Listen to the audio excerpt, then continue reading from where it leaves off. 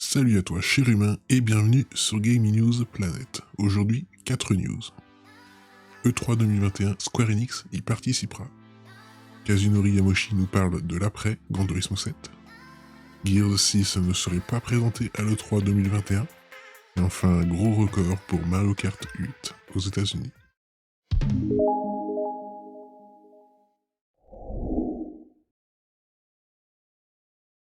Donc on se retrouve sur jeuxvideo.com, E3 2021, Square Enix y participera. Début avril, l'Entertainment Software annonçait que l'E3 2021 aurait bien lieu gratuitement au format numérique. Après plusieurs semaines de rumeurs et de teasing, une première liste de participants avait été dévoilée. L'E3 2021, qui se déroulera du 12 au 15 juin, pourra donc compter sur la présence de Nintendo, de Microsoft, Capcom, Konami, Ubisoft, Take-Two, Warner Bros et Koch Media. Ubisoft nous a déjà donné rendez-vous le 12 juin à 21h et d'autres précisions sont attendues dans les semaines à venir. Aujourd'hui, nous avons appris la participation de Square Enix grâce à une interview de Yosuke Matsuda, réalisée par Nikkei. Interrogé sur les prochaines publications que le public peut attendre, le président a déclaré que Square Enix prévoyait de faire une ou plusieurs en fonction du contexte annonces lors de l'E3. Cependant, il ne précise pas si cela se fera par l'intermédiaire d'une conférence ou via une déclaration ponctuelle. Pour rappel, le Summer of Gaming, organisé pour la première fois l'année dernière par nos confrères d'IGN, sera de retour et intégré à l'E3. Ainsi, Square Enix pourrait intervenir par cet intermédiaire. Parmi les titres attendus, on peut imaginer de nouvelles informations sur Project Triangle Strategy, Final Fantasy XVI ou encore Forspoken, auparavant connu sous le nom de Projet Atia.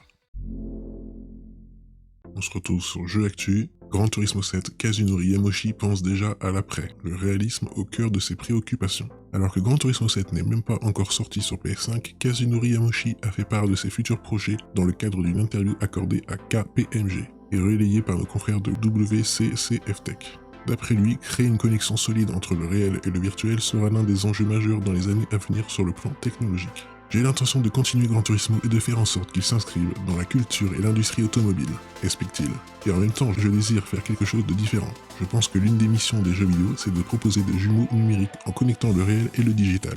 D'un autre côté, je pense aussi que ce réalisme perçu par les humains pourrait ne pas être forcément lié au monde réel. C'est une question à laquelle j'ai l'intention de me confronter. Avant de clarifier ces propos, en fait, j'aimerais relever le défi de créer un monde où les gens ressentiraient plus la réalité qu'à travers des choses qui existent, que ce soit avec ou sans Gran Turismo. Je suis intimement convaincu que seule la technologie peut changer la société et rendre les gens heureux. J'espère que ce sera le cas dans notre futur.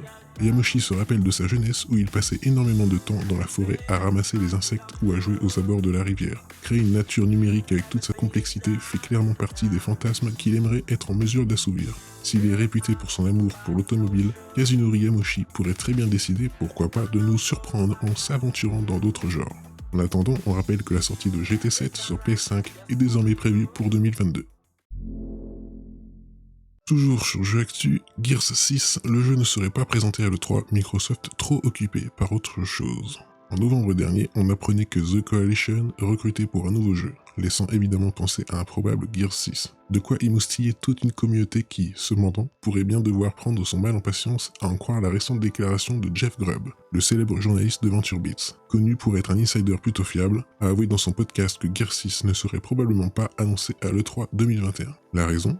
Microsoft a trop de choses à faire actuellement, préférant repousser l'annonce du projet à plus tard. D'ailleurs, notons que le dit projet n'est pas garanti comme étant Gears 6. De nombreux bruits de couloir font état d'une nouvelle franchise ou d'une alliance avec The Initiative, nouveau studio de Microsoft, pour travailler sur le multijoueur du nouveau Perfect Dark. Qui vivra, verra.